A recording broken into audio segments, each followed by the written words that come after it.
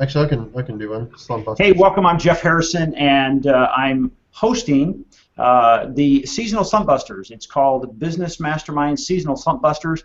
We do it here live every Tuesday at 4:30 Pacific Daylight Time, right here in Palm Desert, California, and we are at the Palm Desert SCORE office. Now, just to tell you a little bit about SCORE, if you're not familiar with that, SCORE is actually a very large group of executives who have retired are now volunteering their time. And the cool part about this is there's over 13,000 here in the U.S., and they are experts in everything you can imagine. You name it, they'll work with you. And here's the best part about it. It's free. So if you have a business idea, you're in business, you want to shut down a business, and you need to know the steps, whether it's an attorney, you name it, they're here. So we want to thank SCORE for hosting this here for the Mastermind Seasonal Slump Busters. And I have a really special guest today. As we've said before, we always have a guest, and I made him get in his car and drive to Las Vegas, and we have a very special guest. Is he out there?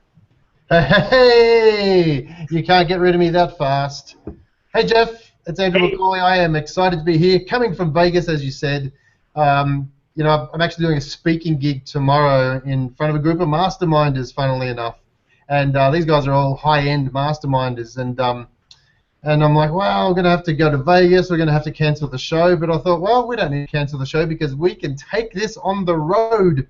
So here I am in Vegas. Not so sunny Vegas, I must say. It's a little cool, and I find it funny that, and I've just been down to the pool, and there are people everywhere trying to sunbake. I think it's about 69 degrees. I think they're all from Northern America right now because you and I see lots of warm temperatures, and this is certainly not warm, but I don't think they're coming from the same place that I am. But anyway, so here I am in Vegas. We thought we'd do the show while we're on the road, and this is what we're going to do. Going forward too, we want to start interviewing people about their seasonal business as well. So I might even see if I can interview somebody while I'm here in Vegas, and we'll get them on the show in the next couple of weeks. So there's my challenge to myself. I love that. Hey, if you'll take it just a minute or two and tell us a little bit about your experience that you're going to go through with a mastermind that you're about ready, because you're going to be one of the facilitators, yes? Yes. So.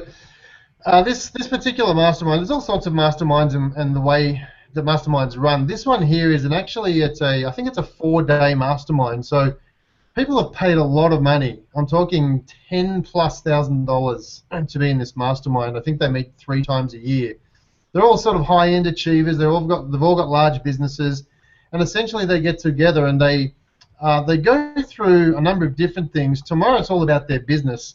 There's 2 guest speakers on one of them, and we'll come in and talk about all sorts of online marketing and marketing for their business. And basically what happens then is we're going to do some masterminding sessions where I'll basically sit at a table, and there'll be a group of 4 or 5 people who come down and sit down with me for about 45 minutes. And they ask questions about anything they want, really, about some advice, whether they want to know marketing advice, search engine, social media, whatever it may be. So essentially they have 45 minutes, and then the time stops and they change groups and they'll go to another facilitator. And essentially that's really cool because they get to ask questions about their business from people that have either done it or been there before. And it's pretty powerful. But one of the really powerful things about masterminding is that they're connecting with like-minded people who are going through the same processes that they are going through. And it can be a really, really awesome support network too, especially if you're a solopreneur or a small business where you just think, I can't speak to my staff about the issues I've got. I need to speak to someone else who's going through it, and it can be a really good support network. So that's what we're doing tomorrow. I think also on Friday what we're also going to do is basically have some hot seats. And if you've been to our mastermind on Tuesday mornings at SCORE, you'd know what a hot seat is. But these guys go for a little longer. They do about a 20-minute hot seat. And it's not just the mentors that are giving advice about what their business is. It's also the other people in the group too. So it can be a really powerful piece for a lot of businesses.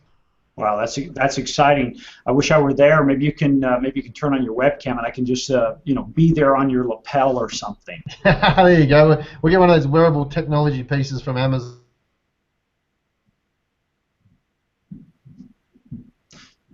Well, I tell you what, of course, we are live and we're doing the internet. So there's at times maybe Andrew, because he is in, I guess he's in Trump Towers. You know, they should have good internet connection there. Andrew, you back with us? Oh yeah, can you hear me okay or not? Hear you now? Yep, we lost you just for a second. Well, I did actually I upgraded the highest possible internet speed that I could, so I'm hoping that we get through without losing too much. Well, the picture is really good, and you know, we just, I think that's one of the things that if you're going to be doing things like this, and we've experienced it, we've got to really upgrade our system to be able to handle pushing out this live feed, and you need at least an upload speed of at least a 2, and we're up at now, we've just upgraded and we're now at a 5, so we should have really good push out quality, if you will, and we're up around just under 30 megabits per second on a download speed, so that's making Amy happy because she loves downloading videos, and especially when it comes to aerial videos. Aerial videos, Jeff, tell us about aerial. What do you mean aerial videos? That's a pretty expensive domain. I'm sure none of our listeners could even think about doing aerial videos, right? Well, you know what we've done is we've been in the aerial video business now for a while, and we've just upgraded to a new system, and it's called the Phantom. And this Phantom, and we're going to bring some pictures up here in a second, and this is actually a picture of the newest system. And if you look at this, it's a little drone, and what we have is the unique ability now to not only put it up in the air with a camera on it, which we've been able to do for a while, but now we can actually watch what's happening as it's happening. So the device, you see the control on the ground there, we can actually, with wireless connection, we can put our iPhone on there and we can see what's going on at the same time, which is allowing us to travel further. I feel like Star Trek. We can go to where no man's ever gone, but we can see things that that make sure that when we go out, our flight is very productive. Now, the coolest part about this, Andrew, is not only can we take video, but while we're in flight, we can actually change to still photos and really high-resolution raw photos. So we can use that when it comes back, and we can actually view that video or that still while it's still in the air to make sure we got what we wanted to get. So it really is an amazing thing. It's not a toy. You know, they're a lot of fun. You see people out there playing with them. This is far from a toy. It's a very expensive item. We use it for business, and you know, we're expanding because we're doing more things like golf courses, high-end properties. We were just talking offline about doing high-end homes along the coast, and yeah, there's a lot of things we can do with it. So it's very exciting. So Jeff, so this is a drone, right? This is what they call a drone. Yes. A video drone. And now, what sort of things, you just mentioned high-end homes and golf courses and that sort of stuff. What else could you use a drone for? I mean, there's a lot of applications, but is it just limited to golf courses and houses, or is there other things you could do too? No, actually, we were just speaking with a mall here, one of the mall owners, and we're going to be doing some stuff. We're starting to move in that direction. So we were just talking today, Amy and I, my business partner, on the table here on the controls, and that's something we can actually fly right through the mall and get some aerial footage, even in a tight quarter. But we're able to control it so much better because we know exactly where we are at the time that the drone is in the air, so we're controlling the thing so much better. The other thing we can do is, especially as building, let's say a contractor, they're selling something and they want us to maybe do an on-site location where we can go out into a very remote space and take video of maybe a location they want to build on, or look at it as it's being built and give updates from that standpoint. Really, Andrew, the imagination is the only thing that's going to limit you on what you're going to use this for. Yeah, you know, I was reading something about drones just yesterday, I think it was, and another idea that people are using drones for are farmers. You know, they can run a drone out to look at their crop or their herd of cattle or whatever it is that they've got, you know, without jumping on a motorbike and trying to go and find them in a massive property. I know in Australia we have some massive farmlands. You know, some of our farms are bigger than some of the states here in the US.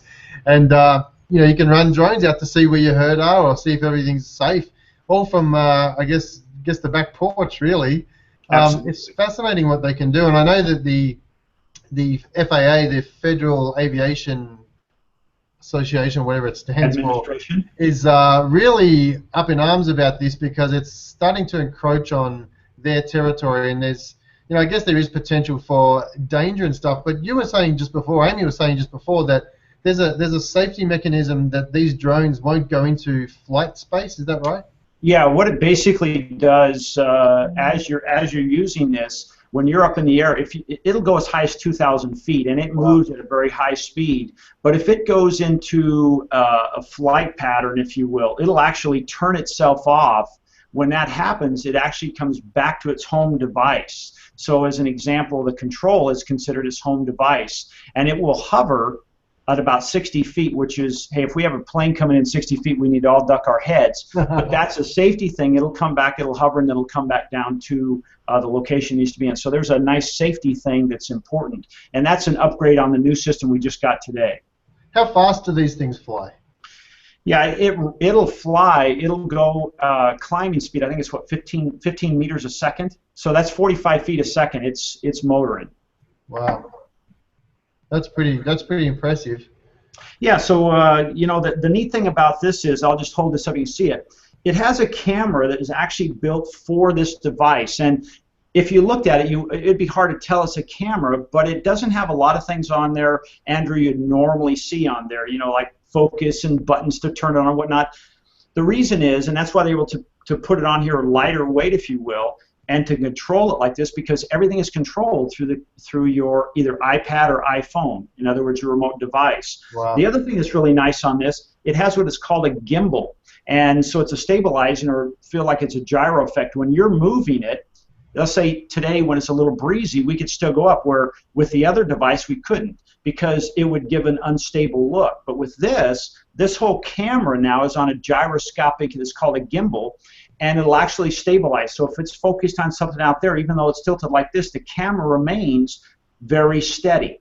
And so that's a very, very unique feature that we're excited. Not that I'm excited about going out and flying it in the wind, because I did that a while back, Andrew, when we first got the other one, and I learned I could hold my breath underwater while I was trying to get out of somebody's pool,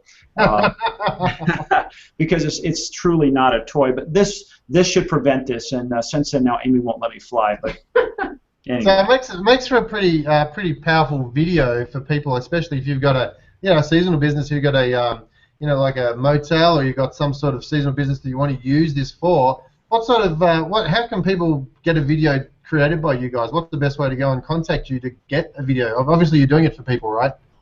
Yes, actually the best way to get a hold of us is actually swingpointmedia.tv. You can email either myself, Jeff, at swingpointmedia.com, or Amy at swingpointmedia.com. You can go to our website, swingpointmedia.tv, and you can see some examples there. We also have another site called My City Business Review, and that's where we put our business reviews of local businesses. We do a lot of those type of things, and I think this is something that's going to add to that. It's just, I don't know anyone who doesn't enjoy some aerial footage. You were discussing somehow, or was it Elon Musk used one? Tell us about that, because again, that's another unique feature of using the drone. Yeah, it's a YouTube video that they launched one of their rockets, and they took a drone, an image of a drone, they took a video of the rocket launching, and it was above the rocket. It wasn't just the side-on view that we're used to seeing when rockets launch. It was actually something right above the actual rocket, and they were able to maneuver the drone around as the rocket came up, hovered next to them, and then it sort of went back to Earth. But it was a fascinating image, because you'd never seen that. You wouldn't normally get a helicopter sitting above a rocket. It's a pretty dangerous thing to do. So you can type in drone footage on some of the YouTube channels, and you'll see some really, really creative and cool things. I love that. Well, let's get into, before we get into this, tell us a little bit about your business and exactly what you do for not only people that are doing this seasonally, but year-round. What exactly do you do, and how do you help them, Andrew? So my business is called Autopilot Your Business. We are basically a digital media agency, and we do we'll create websites. We create a lot of strategy around getting people online. So if you're looking to get found, you want to create a presence, you want to be the expert in your industry.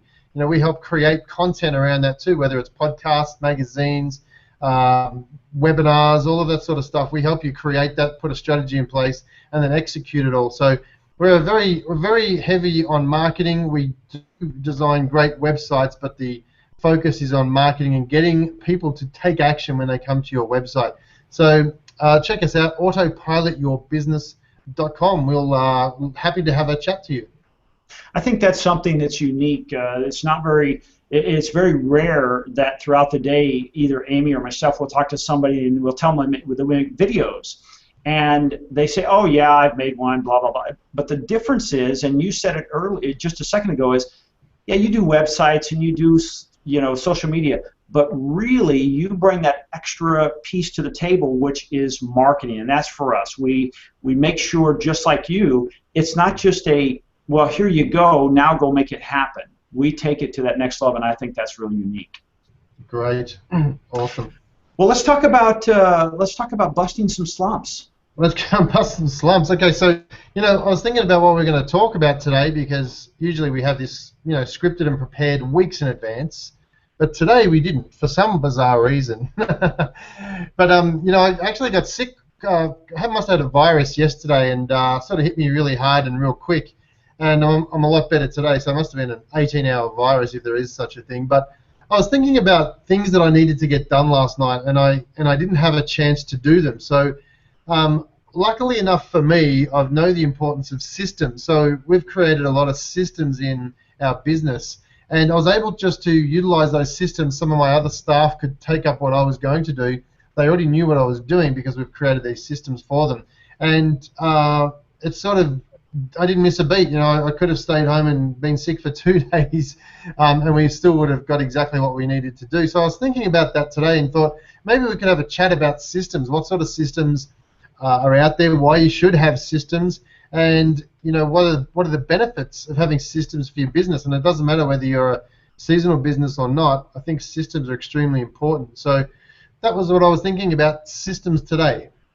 So let's kind of define this. And one of the things I'm going to challenge you to do is to really, excuse the expression, but I want you to dumb it down. And let's talk about a simple system. If somebody's out there and they're a seasonal business, what's one thing they can do? And let's dive into that system that they can do right now that would help them. And some of the businesses here in the desert, they're starting to now go right into the off season.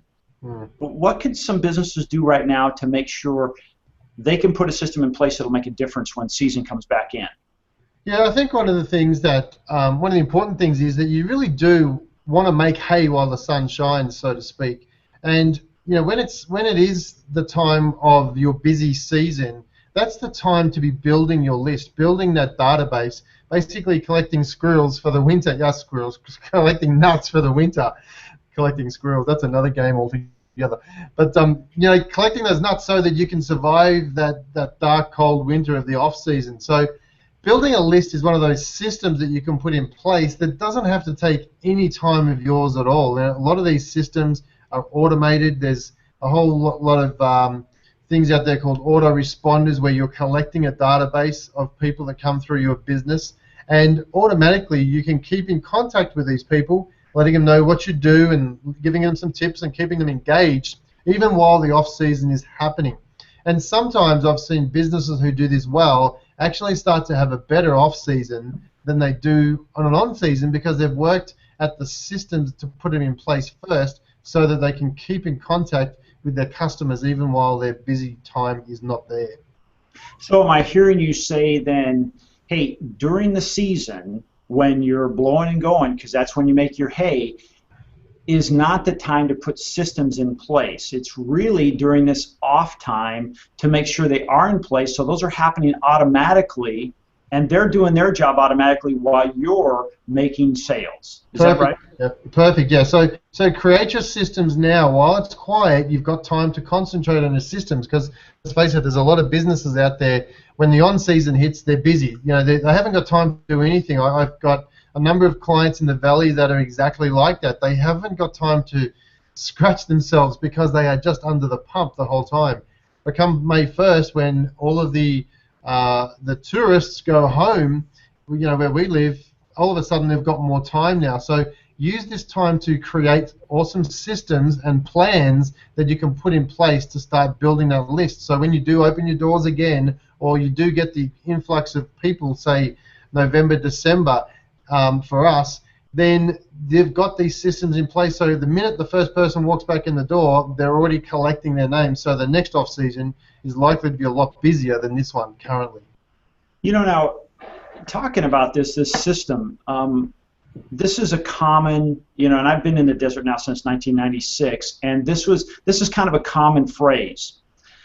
When it starts to be October, November, they say they're so busy they can't talk to you. Talk to me in May. And then you talk to them in May, and they're so happy you're talking to them, but now they say, well, I can't afford to do anything until October, so come see me in November. And so it's an ugly cycle that never changes, and all I notice is every year their hair gets grayer and thinner instead of, they're tanner and they're enjoying their life. So what's something that they can say, you know what, hey, I can wrap my arms around this. You talk about building a database, and we know that's the lifeblood of any business, whether it's brick and mortar online. You talk about an ethical bribe. Mm-hmm. Can you give us kind of an idea of what they could be thinking right now? Hey, what could be my ethical bribe that I actually start engaging in right now and building, that I put in place right now, and I start getting some of those things happening right now? What would you suggest as a general idea? It's something that is going to offer value to your customers. So let's say, for instance, that you've got I'm going to say an ice cream shop, for instance. And people come along to your ice cream shop. Now, if you've got foot traffic, if you've got physical traffic coming into your business, you are at an advantage more than anybody else, because you've got the ability to grab those people's attention physically and talk to them and get an email address from them. But an ethical bribe is something that they're willing to accept as payment for their email address, because people don't want to give out their email address for the fear of being spammed and that sort of stuff. But if you can make it something that is interesting to them, so for instance, let's say you make a great chocolate sundae, for instance. You may want to give them the recipe or the secret ingredients to making that specific recipe at home. So all they need to do is sign up for your recipe, and then you've got their email address. So it could be something as simple as that, or it could even be something a little bit more complex. But have a think about what is your target market likely to want from you. It could even be a coupon. It may even be a 50% coupon off between the off months, say June, July, August. It's something that people are going to say, hey, I really want one of those coupons, because those email addresses are worth money to you down the track. If you can have, let's say 100 people on an email address, it's likely that 4 or 5 of those will turn into paying customers. And if the lifetime value of a customer for you is, let's say, $50, and you've got 4 or 5 of those people, then that's a small example, but it's starting to build money. You're starting to see that these guys will come back over and over again. So using something that's of value to them in order for them to give you their email address. So let's talk about that. So let's say you have that ethical bribe, in other words, a reason for them to share their email address with you. But before you go live on that, what would you do to set up a system? And we're talking about systems for follow-up. I mean, what would you recommend? Like, how often would you recommend getting in touch with people, stay in touch with them? And then tell us a little bit about the process in that. Okay, so there's a number of different systems out there that you can use that are very, very cheap or free. Some of these tools out there, MailChimp, iContact, Aweber, they're all these systems you can pay maybe $10 a month. But basically what happens is, on your website or a web page, you have the ability to put names and addresses. Once somebody puts that email address into the little box that's on your website, it automatically triggers an email to that person. So the email might be, thanks for signing up, we're going to keep you in touch. Here is the free gift or the ethical bribe that I promised. Please find it below or attached, or go to this site to download it. Now, that's the first email, but you can set up these emails so that every week, maybe on Tuesday or every week, they get a new email from you. And it may be just value-added stuff. It's not certainly trying to sell them something. It may be, in the case of ice cream, maybe, hey, here's the recipe for our gelato, our orange gelato that's been the best seller this summer. Here are some great family birthday recipes for next time you have a family birthday, try using an ice cream cake, and here's how you make it. So it's keeping them in regular contact. So by the time they're thinking about ice cream, the only place that they can remember to go to is your shop, because you've been the one who has been connecting with them on a regular basis. Your name is at their forefront of their thinking about when they think about ice cream. So is it necessary to always talk about your product? Like, as an example, going back to the ice cream store, is it always necessary to send something to them about ice cream, or is there more to it? I mean, maybe, again, take it one layer deeper, if you would. Sure. So it doesn't have to be about product either. It can be about something that is relevant to them that they might find interesting. You know, it could even be a YouTube video that they might think is funny, but let's say it's the World Ice Cream Eating Championships, or it could be something that's complementary to them, but you're not selling somebody else's product. So it may be just, I don't know, it could be something like a recipe, like a normal, like let's say you've got Thanksgiving coming up, and you might have the best recipe for, you know, a meal for Thanksgiving. It could be something like that as well. It's just relevant, but educational, that keeps them engaged in what they're doing. It could even be things like, hey, here's our team. I'm going to give you a quick video about what we did at our Christmas party. You know, here's a thing we did for our customers. So it could be something like that. It's telling the story about who you are, so that people get to know who you are, who's behind the business, and they have that better connection with those people in that company. So it sounds like it has really nothing to do with selling, but everything to do with building relationships, which really makes selling just a natural byproduct. Absolutely. People are going to buy off people they know, like, and trust. And if you can win them over with what you've given them, they trust you because you're not spamming them like you said you weren't going to. You're giving them good, valuable information. They're going to say, well, you know what? As soon as the time comes to buy ice cream in this situation, as soon as it comes time, you don't even need to sell. They already know that they want to go and do business with you. I think that's great. I just want to share one real quick example that we do using the idea of systems. Some things we do, Amy and I are both background as golf professionals, and we created this series of product called Etiquette Moments, and they're short little videos. They're little vignettes on, you know, golf etiquette, the rules, how to play faster without feeling like you're running. And we have about, I don't know, over 100 of those, and actually now golf courses use them to stay in touch with their clientele, and they send them out once every 2 weeks. And oddly enough, one of the clubs where Amy's a member of, her husband came on and said, God, everybody's talking about the etiquette moments. And this was on the Saturday. We sent it out every other Saturday. And we just began doing that. And I'd forgotten about it because it is a system. We'd set it up, and it's set up for the next 8 months to go out every 2 weeks. And just walked away. We're done. And so that's the beauty of the system, because now it's almost like we hired someone else that I don't have to pay, you know, we don't have to give them any benefits, and they're sending out their stuff, and it was effective because immediately when she got home, somebody told them about that. And it wasn't that difficult. Now this is a little more complicated, but it wasn't that difficult.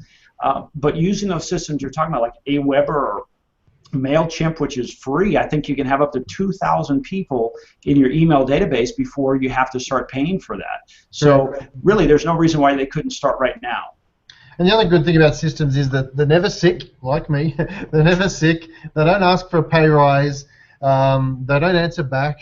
And they just keep on going. It's great. So I think you know, the takeaway today feels like, start your systems, and it doesn't mean you have to have them all done today, but figure out, hey, what can I do as a business owner that I can create something of value to my ideal client, even if they're not coming to my door yet, that they may see me and search me out online and say, hey, I like what they're saying. Again, going back to the ice cream, maybe it's Sunday of the Month Club, and I sign up because I want to know what the best Sunday is of every month. And now you have my name and email address. And actually, you're kind of, I think Zig Ziglar is, you're priming the pump, and you just keep pumping, and eventually that water comes out. When it starts coming out, it's a nice, consistent flow. Yes. Exactly. So systems can take all sorts of forms. Give everyone a quick little tool that we use. We do a lot of work in BaseCamp. Now, BaseCamp is a project management system, and we put all of our projects, it doesn't matter whether it's a one-off project or something that we do every single week. we record different videos every week, and we have a system that puts those videos out and syndicates it, or we have one of our team members who will go and put it on YouTube, and then they'll put it on Facebook, and so on and so on, and then they'll send the links to somebody who will go and bookmark it. So we use a tool called BaseCamp for all of our systems, and we're putting more and more systems in place. It has a to-do list where you can check it off. It tells you if someone's not doing the system. It really concentrates the effort, so that you know that if one person hasn't done that part of the system, the rest of the system could falter and stop. So we really know who we need to go and address if that system falls apart. So BaseCamp is the tool that we prefer to use, and we've been using it for a number of years. So it can be a little expensive, but once you start putting systems in place, we live by BaseCamp now. So just thought I'd chuck that in there for people if they're looking for a project management system. I think that's a great idea. Well, Andrew, actually time has flown. We are now at 5 o'clock, and I know you have a ton of stuff to get ready to do because you're facilitating this massive mastermind program there at the Trump Towers in Las Vegas. Now, you're in the suite right at the very top. Is that where you're at? I will be, yes. I'm not at the moment. This is not the suite. This is it's not the suite, but it's my suite, so it's good enough. It does look pretty sweet. Well, Andrew, thank you so much I know this was a challenge, but that's the beauty of technology. We can be here without being here, and we'll see you on Tuesday as we have another Sunrise Business Mastermind at the SCORE office in Palm Desert, California. You can visit us live. It's at 7:30 to 8:30, or you can visit us and watch us on Google Hangout on air. This coming Tuesday, our topic is mobile marketing. We have a gentleman, Larry Goldberg. He has a company called In Hand Marketing. He's been doing marketing now for 30 plus years, and specifically now mobile marketing. So his lead-in question is, how does your site look on a mobile phone? So if you look on a mobile phone and your site doesn't look good, you need to get a hold of Larry, or definitely be here next Tuesday. $5, hot coffee, and donuts. I got that right this time. Now, if you're not going to join us live, you'll need to bring your own coffee and your own donuts, but we'll bring the humor and the education. And if you want to, thank you. Go ahead. I'll give you the link. It's bit.ly/S for Sam, B for Bob, M for Mary, M for Mary. So that's Sunrise Business Mastermind, SBMM, all caps, and then the word Hangout with a capital H, Hangout, SBMM, Hangout. That's where you'll find us. You can watch us live, but unfortunately you'll be drinking your own coffee. We'll make sure to add that to today's show notes. And any last moments or last post? But I'm going to go and see if I can milk the system on these slots. No, not really. I don't play them, but I'm going to prepare and get ready for this big mastermind I've got tomorrow. So thank you, Jeff. It's great. I love the fact that we can just do this, and it doesn't matter where we are, whether we're physical, standing next to each other, or across the world. It's pretty awesome, and you can do this for your business too. I love this because today didn't look so short, and so I feel good about this. So anyway, thank you for joining us. I'm Jeff Harrison. On the other end is Andrew McCauley. We'll see you later. Take care.